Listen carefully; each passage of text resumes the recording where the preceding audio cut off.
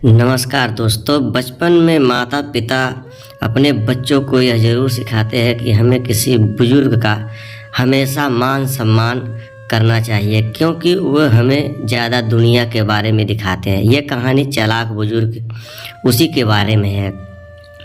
एक दिन एक बुज़ुर्ग आदमी मुसाफिर कर रहा था और 5-6 नौजवान लड़के भी उसी ट्रेन में बैठे हुए थे। तभी नौजवान लड़कों में के मन में शरारत करने का विचार आता है और उनके मन में ये आइडिया था कि हम ट्रेन की चैन खींचनी है और ट्रेन की चैन खींचेंगे। फिर उन लड़कों के दिमाग में एक ख्याल आता है, अगर ट्रेन की चैन खींचेंगे तो हमें ठीक जुर्माना भरना पड़ेगा। उनमें से एक लड़का बताता है, कहता है कि 100, 50 और 200, 150 करेक्टर कर लो, जितना आएगा जुर्माना उतना हम भरेंगे। सभी ने पैसे इकट्ठे कर लिए। पूरे मिलाकर 900 रुपये हुए। सफ़र में सफ़र कर रहे वो बुज़ुर्ग ये सब कारनामा देख रहा था। फिर उन लड़कों के मन में आता है कि क्यों न हम कुछ ऐसा करें कि हम चैन भी खींच लें और हमें फ़ाइन भी ना भरना पड़े। उसमें से एक लड़का बताता है कि हाँ, मेरे पास एक अच्छा आइडिया है जिससे हम चैन खींचेंगे और फ़ाइन भी नहीं भरेंगे। बाकी के सभी लोग उसी की बड़ी आतुरता के साथ उसकी बात को जल्दी बताओ, ऐसा कौन सा आइडिया तुम्हारे पास है। उस लड़के ने कहा कि क्यों न हम ट्रेन की चैन खींचे, उसका आरोप इस बड़े बुजुर्ग पर लगा दे। ऐसा करने से हमारे पैसे भी बच जाए और चैन ब्रेड का मज़ा भी आएगा। वो बुजुर्ग आदमी ये सब सुन रहा था। इस लड़ाई से वो भी मुझे क्यों परेशान कर रहे हो बोल रहा था, लेकिन ये सब लड़के बोल रहे थे कि नहीं तो परेशान नहीं करेंगे। इतने में एक लड़के ने तब तक चैन खींच दी। वो बुजुर्ग आदमी सोच रहा था कि अब तो कुछ हो नहीं सकता।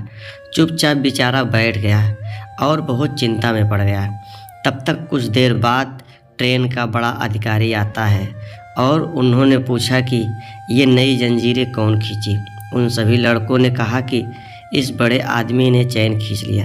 तभी उस अधिकारी ने उस बुजुर्ग से पूछा कि आप जंजीर की चैन क्यों खींचे हैं। जैसा करना वैसा भरना। दोस्तों, मैं बताना चाह रहा हूँ कि सुंदर चेहरे या व्यवहार हिंदी नैतिक लौकथा। बुजुर्ग ने उस अधिकारी के बारे में कहा कि उसने मेरे 900 रुपये पकड़े हुए हैं, 900 रुपये चुराए हुए हैं।